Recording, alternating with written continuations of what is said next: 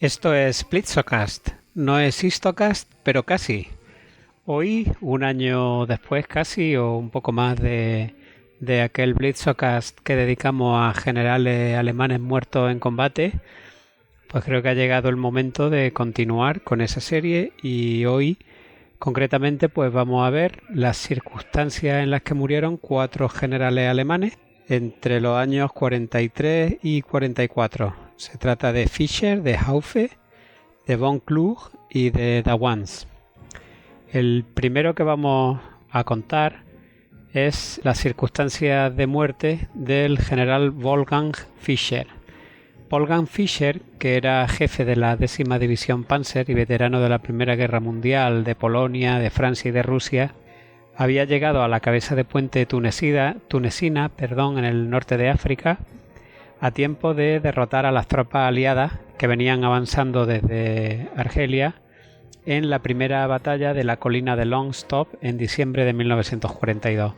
Wolfgang Fischer, que nació en 1888, había ingresado en el ejército imperial alemán el 18 de marzo de 1910 y había servido en el 5º Regimiento de Infantería de la Baja Silesia número 154, donde fue ascendido a teniente en 1911. Durante la Primera Guerra Mundial formó parte de los Estados Mayores de varias unidades. En 1918 fue ascendido a capitán y durante los años 20 formó parte de aquel ejército de los 100.000 hombres fruto de los tratados de Versalles. El 1 de febrero de 1932 fue ascendido a mayor y con la expansión del ejército obtuvo la graduación de teniente coronel el 1 de octubre de 1934. En febrero de 1938 se le asignó el mando, ya como coronel, del 69 Regimiento de Infantería. Participó con su unidad en la campaña de Polonia, donde obtuvo la Cruz de Hierro en sus 2 grados, de primera y de segunda clase.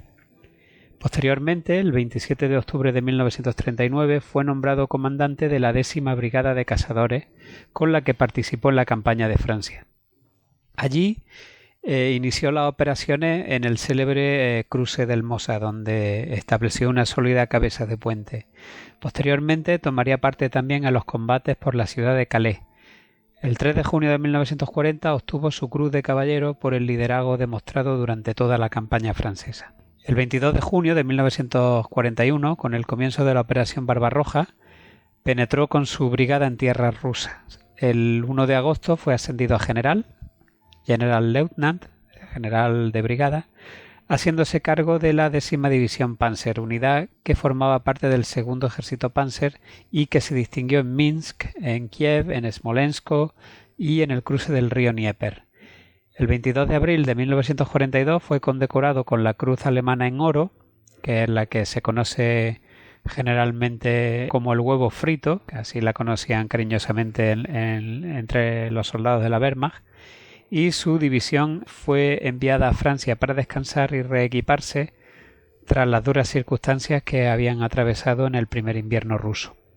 El 1 de noviembre de 1942 Fischer es ascendido a general de división y poco más tarde la 10ª División Panzer es embarcada con destino a África, en el puerto de Marsella,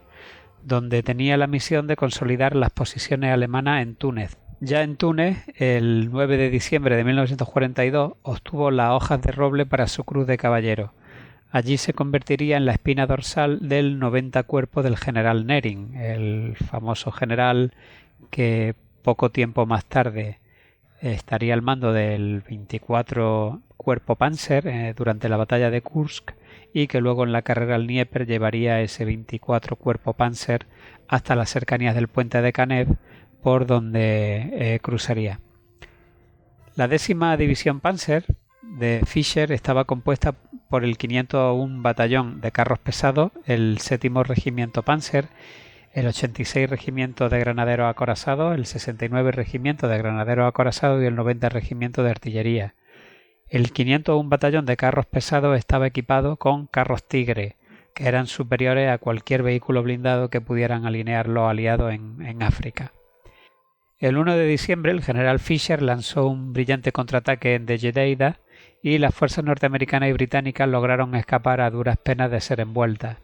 A pesar de su superioridad numérica, habían sufrido una severa derrota, sufriendo unas pérdidas totales de 1000 prisioneros, 29 cañones y 40 morteros, y además unos 55 carros de combate destruidos y otros 300 vehículos a motor también destruidos o capturados. Esto permitió a los alemanes volver a capturar la posición estratégica de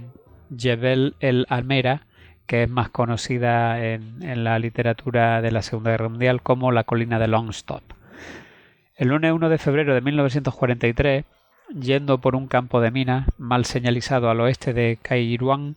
el coche de Fischer hizo detonar una mina italiana del tipo conocido como huevo del diablo que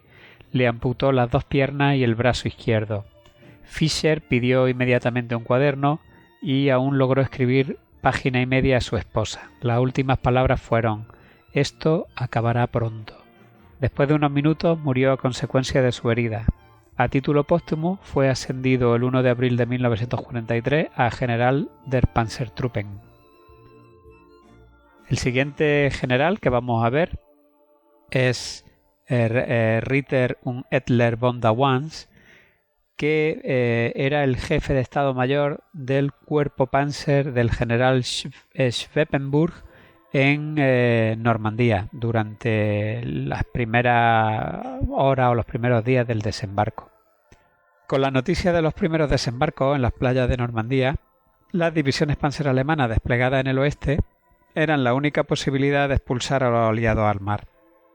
El grupo Panzer del general Geir von Schweppenburg, del que, como hemos dicho, von der Wans era jefe del Estado Mayor,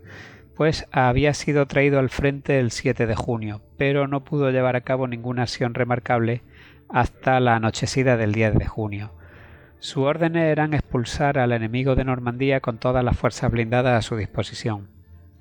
La primera unidad en atacar fue el primer cuerpo Panzer de las SS, que incluía a la potente 12 División Panzer de la SS Hitlerjugend, que estaba completa, cuyo jefe de uno de los regimientos, el 25 de granaderos acorazados, era Kurt Panzermeyer, del que sus memorias van a ser breve publicadas por Ediciones Platea, quedan solo unos días para que salga, y por la división o lo que quedaba de ella, Leibstandarte. Como decía, la primera unidad en atacar es el primer cuerpo Panzer de las SS y resultando su entrada en acción un fracaso por los retrasos que sufrieron a consecuencia de la aviación. En medio de este contratiempo, un ataque aéreo de la Segunda Fuerza Táctica Aérea de la RAF el 10 de junio provocó el desastre. El cuartel general del grupo Panzer de Schweppenburg, que estaba situado en el castillo de Lacaille, sufrió de lleno el bombardeo de los bombarderos británicos, matando en el acto al general Ritter und Edler von der Wans junto a 18 miembros de su Estado Mayor. El general Leo Geir von Schweppenburg resultó herido en ese mismo ataque y aunque el castillo no recibió daño de consideración, el patio adyacente en el que estaban aparcados los vehículos del Estado Mayor fue alcanzado de lleno, destruyendo todos los equipos de comunicaciones. El cuartel general fue declarado no operativo después del estado en que había quedado y retirado a París. El mando alemán del sector fue transferido provisionalmente al primer cuerpo Panzer de la SS de Sepp Dietrich y el ataque destruyó la única estructura de mando del ejército alemán en el oeste, en Normandía, capaz de dirigir a un número elevado de divisiones Panzer, como las que ya había allí. Ya estaban la 21 División Panzer al norte de Caen, hemos dicho que estaba la 12 Panzer Hitlerjugend al sur de Caen, estaba la Panzerlehr, que estaba al sur de la Hitlerjugend, etcétera. La constitución de un nuevo Estado Mayor al mando del general Eberbach y los preparativos de los planes para la contraofensiva blindada alemana sufrieron precisamente por este ataque y la muerte de Dawans y de prácticamente todos los miembros de su Estado Mayor, un retraso crítico de 3 semanas en la contraofensiva alemana. Dicho contraataque, como ya sabemos, nunca se llegó a materializar al ser superado por los acontecimientos cuando las vanguardias blindadas británicas avanzaron hacia Caen. Poseedor de la cruz alemana en oro, Dawans fue enterrado a la edad de 44 años en el cementerio de guerra de la Camp, en un lugar próximo a la tumba de Michael Wittmann. El siguiente general del que vamos a hablar es Arthur Haufe. Para ello nos iremos al frente del este y volveremos a retomar lo que ya comentamos en el Histocast de Sitio y Asedios Legendarios último, que hablamos del sitio de Ternopol, del desastre de Brody que ocurrió no muy lejos de aquella ciudad ucraniana. Así que con este caso que nos ocupa no veremos solamente la muerte en combate de un general alemán, sino también la destrucción casi completa del cuerpo de ejército que mandaba, que era el 13º cuerpo de ejército, que estaba encuadrado en el 4º ejército Panzer, y además por incurrir en un retraso consciente de 24 horas, cuando se hallaba cercado en el contexto de la ofensiva soviética sobre Lvov-Sandomierz. La situación del 13º cuerpo de ejército del general Haufe en el área de Brody en julio de 1944 se estaba deteriorando por día. Tenía 5 divisiones, que eran la 178 y la 349 de infantería, el Korpsabteilung C, que es una especie de destacamento de cuerpo de ejército, la 14 división de granaderos de las SS, que es la Galizien, la 454 Sicherungsdivision, que es una división de seguridad, y una débil formación de policía. Bueno, pues estas fuerzas resultaron cercadas por un cuerpo de fusileros soviéticos que había sido traído para reforzar las formaciones blindadas, y los carros de combate, avanzando a ambos lados de Brody, habían atravesado los bosques y se habían colado por la brecha que había al norte de Koltov. Por eso esta operación también es conocida como el desastre del corredor de Koltov, que estaba en el otro flanco del cuerpo de ejército alemán. Gradualmente aprisionado en una zona elevada al norte de Koltov, el 13º cuerpo de ejército fue puesto otra vez al mando del 1er ejército Panzer del general Rausch. Desde el cuartel general le dieron instrucciones al general Haufe para que el 19 de julio retrocediera lo más rápidamente posible hacia el sur y concentrara sus fuerzas al oeste de Koltov para realizar un intento de ruptura hacia la carretera principal, donde la 8ª división Panzer del 48 cuerpo Panzer pues llevaría a cabo un avance desde la línea de frente alemán hacia el sur para encontrarse con las tropas de Haufe. Según las órdenes recibidas desde el cuartel general del ejército, las armas, el equipo y los vehículos que no pudieran llevarse consigo las unidades del 13º cuerpo de ejército debían ser destruidas, especialmente la artillería y los vehículos a motor. Debido a la crítica situación de Haufe en Brody, el 1er ejército Panzer se vio obligado a retener al 48 cuerpo Panzer otro día al sureste de Koltov, y a pesar de todas las dificultades que había en el frente, se le ordenó al general Balk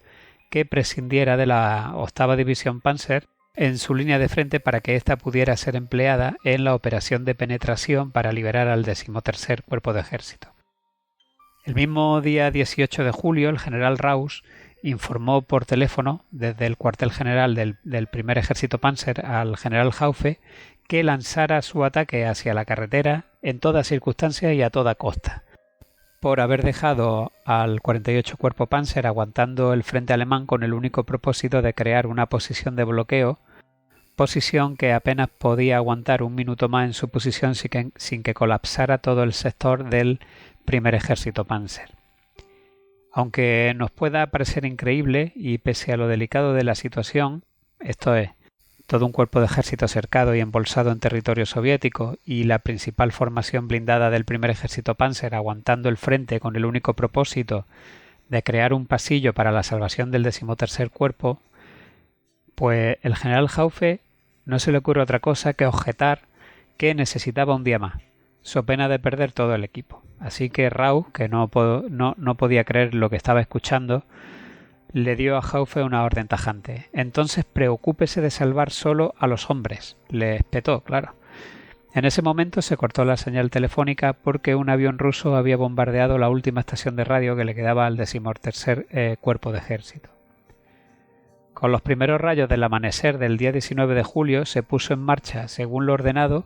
la 8ª División Panzer del general Froelich para llevar a cabo la penetración y recibir al 13º Cuerpo de Ejército, sano y salvo y con la misión de poder llevarlo luego a retaguardia de las líneas alemanas. Enfrentándose a una fuerte oposición soviética, la división rompió las líneas enemigas y justo antes del mediodía ya había alcanzado la carretera al oeste de Koltov, donde aniquiló las posiciones soviéticas que había a ambos lados y abrió un hueco considerable por el que se supone que se debían colar todas las divisiones del 13º Cuerpo de Ejército del general Haufe. Sin embargo, las divisiones de Haufe estaban apenas a 4 kilómetros de distancia y pese a que observaron esta acción, no se concentraron para llevar a cabo la ruptura de la bolsa. El general Lange, que era el segundo al mando, el jefe del Estado Mayor de Haufe, y las unidades de su Korps Abteilung C no sabían nada de la operación de rescate. Así que solo los 2 batallones más adelantados, que vieron a los carros Tigre apoyando el avance de la 8ª División Panzer, se dirigieron a su encuentro. Estas 2 afortunadas unidades alcanzaron la carretera con todas las armas y el equipo que pudieron llevar con ellas y pasaron a la retaguardia del 48 Panzerkorps sin apenas sufrir baja. Mientras tanto, los rusos enviaban refuerzos desde todos lados y esa tarde lograron expulsar de sus posiciones a la 8ª División Panzer y al 48 Cuerpo Panzer, obligándolos a retroceder varios kilómetros hacia la línea de retaguardia alemana. Así que el general Haufe, fiel a lo comunicado en su llamada telefónica, no había aprovechado la ventana de 24 horas que había puesto el primer ejército Panzer a su disposición para la evacuación de sus tropas, concentrando finalmente a sus divisiones para efectuar la ruptura a la mañana siguiente en la mañana siguiente, que era 20 de julio. Tras el grito de adelante, las decenas de miles de soldados del 13º Cuerpo de Ejército de Haufe avanzaron sobre la débil línea soviética que los embolsaba, rompiéndola y alcanzando la carretera donde el día anterior habían estado esperando de forma impaciente la 8ª División Panzer con sus carros Pantera y Tigres. El ejército rojo se recuperó rápidamente del avance de Haufe y desencadenó un ataque con todo lo que tenía: artillería, ametralladoras, carros de combate, cañones contra carros y morteros contra toda esa masa humana que avanzaba hacia lo que pensaba que era la salvación, es decir, la linde del bosque que había al otro lado de la carretera. A la cabeza de estas columnas, que se alargaban casi hasta donde alcanzaba la vista, avanzaban los generales y los oficiales del Estado Mayor, compartiendo las miserias y las esperanzas de los soldados, que empezaban a caer por cientos y por miles bajo el mortífero fuego soviético. En el talud de las vías de ferrocarril se encontrarían posteriormente los cuerpos del general Haufe y de su jefe de Estado Mayor, en medio de sus hombres destrozados por los proyectiles enemigos. Hay otra versión en la que parece ser que Haufe fue capturado en un primer momento, pero que en el trayecto al puesto de mando soviético pisó una mina que acabaría provocándole la muerte. En cualquier caso, las formaciones que venían más a la retaguardia fueron en su mayor parte hechas prisioneras. Solo 6.000 hombres lograron escapar de aquel infierno, alcanzando los bosques situados al sur de la carretera de Lvov,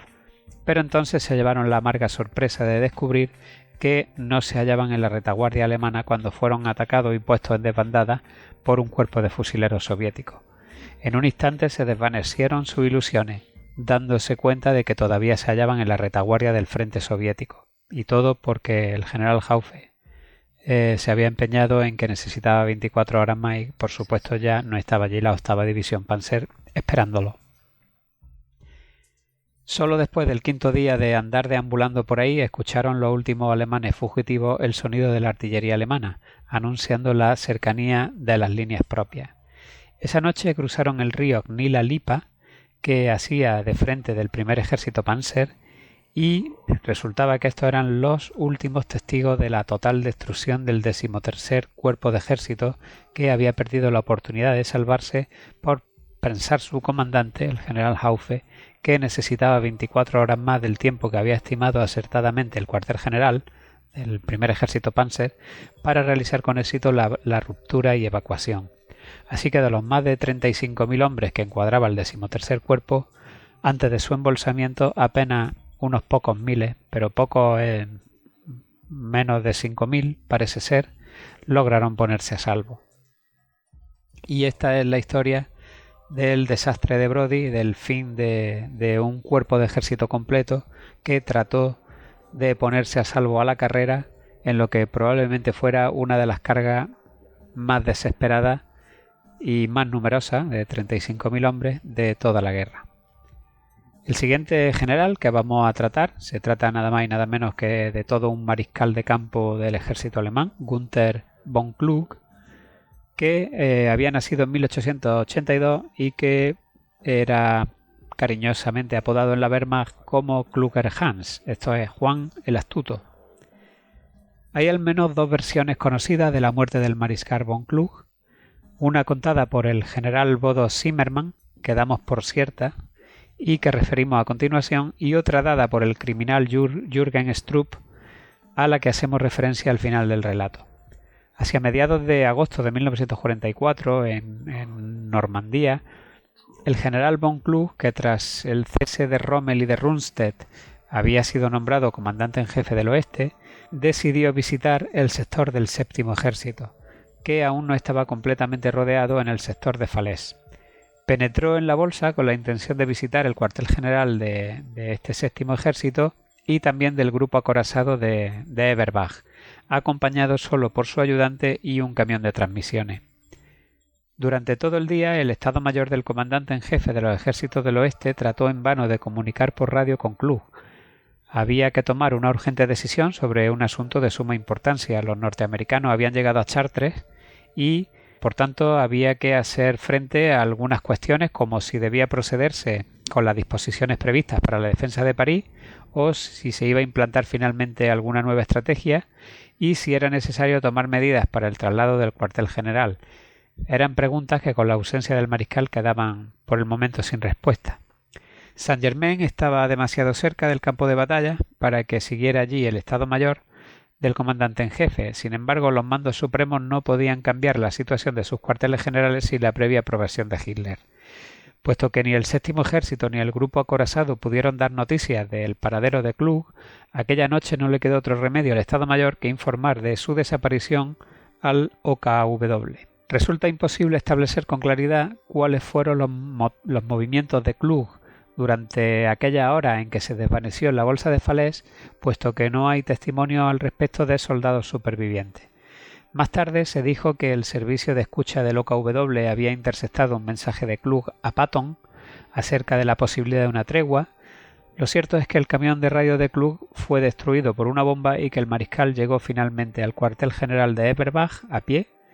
aquella noche. Tan pronto como el OKW fue informado de que había vuelto a aparecer, pues Hitler envió un seco mensaje que decía: ahora que el mariscal Kluge ha sido encontrado, se dirigirá inmediatamente desde Falaise al puesto de mando del Quinto Ejército Acorazado, donde volverá a hacerse cargo de la dirección de la batalla en curso. Esta orden no llegó a alcanzar a Kluge, puesto que éste se dirigía ya a su propio cuartel general en La Roche-Guyon. Este extraño incidente fue realmente el fin del mando de von Kluge en el oeste. El 16 de agosto sostuvo una conferencia en Saint-Germain con los jefes de la aviación y la marina y con el comandante de las Fuerzas Armadas de París. Prohibió la lucha en la ciudad, ordenando asimismo que las instalaciones esenciales de agua, gas y electricidad no fueran destruidas y que las mujeres alemanas y los heridos fueran evacuados con toda rapidez de toda la región. Solo había que luchar por las proximidades de París, particularmente en las carreteras principales, y con el fin de asegurar que esas órdenes fueran cumplidas, puso al comandante militar de París, al general Choltitz, bajo sus órdenes. ¿Sabía acaso que su destino estaba ya decidido? Pues la verdad es que se despidió personalmente de todos los oficiales que le observaron cierta melancolía precisamente en su forma de hacerlo. Entonces regresó a La Roche-Guyon, donde en la noche del 17 de agosto llegó el mariscal Model con la orden de suceder a Klug como comandante en jefe de los ejércitos del oeste y relevándole también del mando del grupo de ejércitos B. Asimismo, le entregó una breve carta de Hitler en la que le decía a Klug que se había fatigado excesivamente durante las semanas de la batalla, por lo que había decidido pasarle a la reserva durante algún tiempo con el fin de que pudiera recobrar la salud. Klug tomó con calma su destitución. Aquella noche escribió una carta a Hitler implorándole que pusiera fin a la desigual batalla que se estaba librando en el oeste y a primera hora del día 18 de agosto se despidió de sus oficiales de Estado Mayor emprendiendo el regreso a Alemania en automóvil. Al llegar a Metz, ordenó al conductor que detuviera el coche y allí mismo ingirió veneno, siendo llevado rápidamente al hospital de Metz en un estado ya agónico, donde acabaría falleciendo.